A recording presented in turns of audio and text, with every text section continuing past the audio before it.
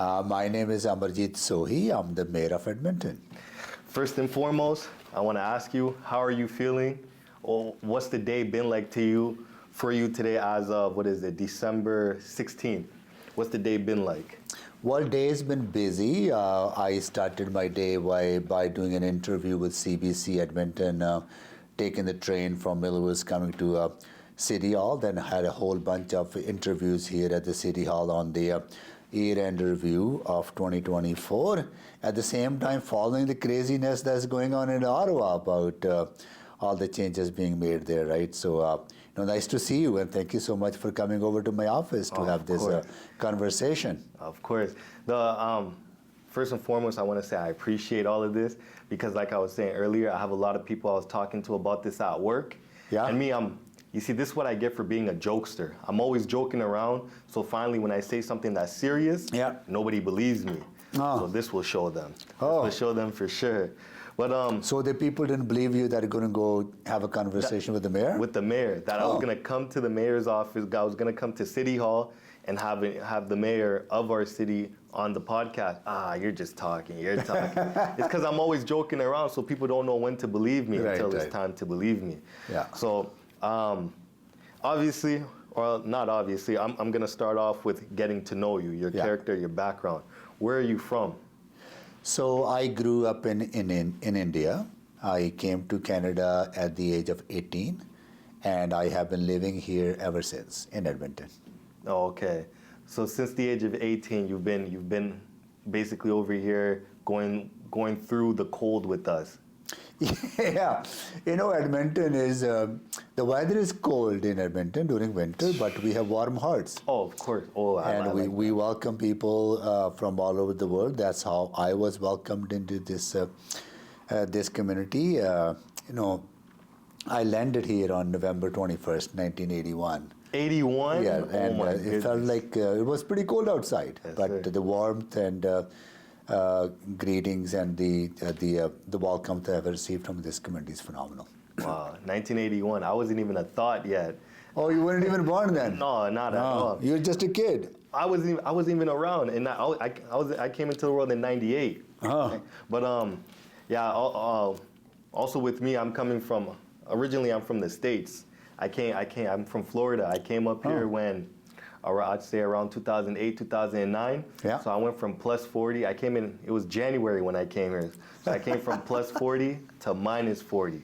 So having to adjust to the weather is something, it feels almost unbearable.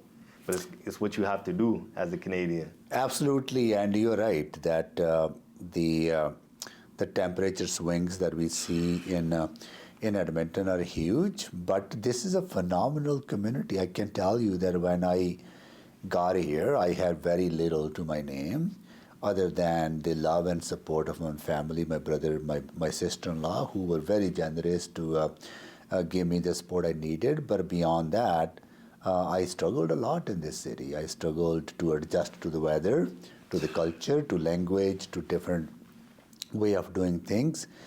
But I am lucky that I was in Edmonton because this city offers so much for newcomers to integrate. Whether it's access to libraries, access to public transit, access to cultural facilities, recreational facilities, playgrounds, community leagues. There's so much kind of social infrastructure and programs and services that exist in our community that allow newcomers to integrate. And I use those services and programs to help me integrate. And so I'm grateful that the services that municipalities provide, how they touch people's lives every day. First coming here at the age of 18, obviously at the age of 18, your memory is good. You can remember, unlike a lot of people I know, they come here at the age of 4, 3, 6, so they don't remember too much. What was your initial, besides the weather, what was your initial thoughts of the city coming in here? Because it's a big change from India. Yeah, I grew up in a village, and Edmonton, even 1981 was relatively a big city compared to a small village where I grew up. So obviously, that form of the kind of urbanization that I experienced here was big change change for me. But since then, Edmonton has grown so much. We are a community of 1.1 million people now. Wow. So adjusting to a different culture, adjusting to different way of life was something that I struggled with. But again, the kind of support we have here is phenomenal. Oh, of course. Yeah, that was the one thing I noticed coming over here is how nice and considering everybody is here. And what I mean by that is, let's say I'm walking into a convenience store, 7-Eleven, Yeah. and I'm 20 feet away. A man or woman will hold the door open the whole time waiting for me to walk in. I'd even tell them, go ahead, go ahead. You're right though. Like that is, you don't experience that in every community. You experience this here. You go to big urban centers like Toronto, Vancouver, Montreal. People will walk by you without even making an eye contact. Mm-hmm. But here, if you're downtown or anywhere else in the city, you're walking by someone on the sidewalk, right? Or people will make eye contact with you. They will say hi to you.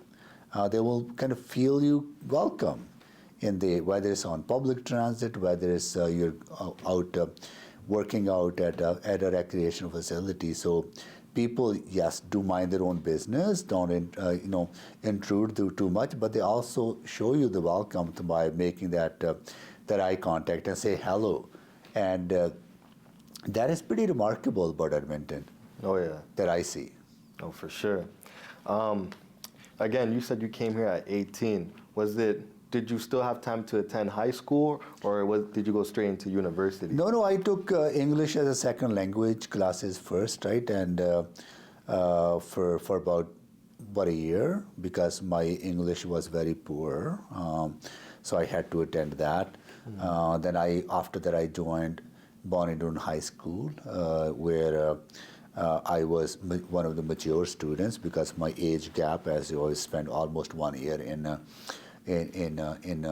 learning English, and also had to start behind the grade that I completed in India. So but the kind of support I got from the school system was pretty good, and I spent a lot of time in public libraries learning English, reading books, and just trying to figure my way out and try to communicate and have conversation with people, strangers that I would talk to, right, just to improve my communication. So sure. that was pretty good experience here. You see, that's why I always tip my hat off to people that come into this country not knowing the language well, mm-hmm. and they drop everything to do what they can to learn it. Yeah. To me, those are the strongest people, because you left everything you knew back home to come and learn a new way of life over here.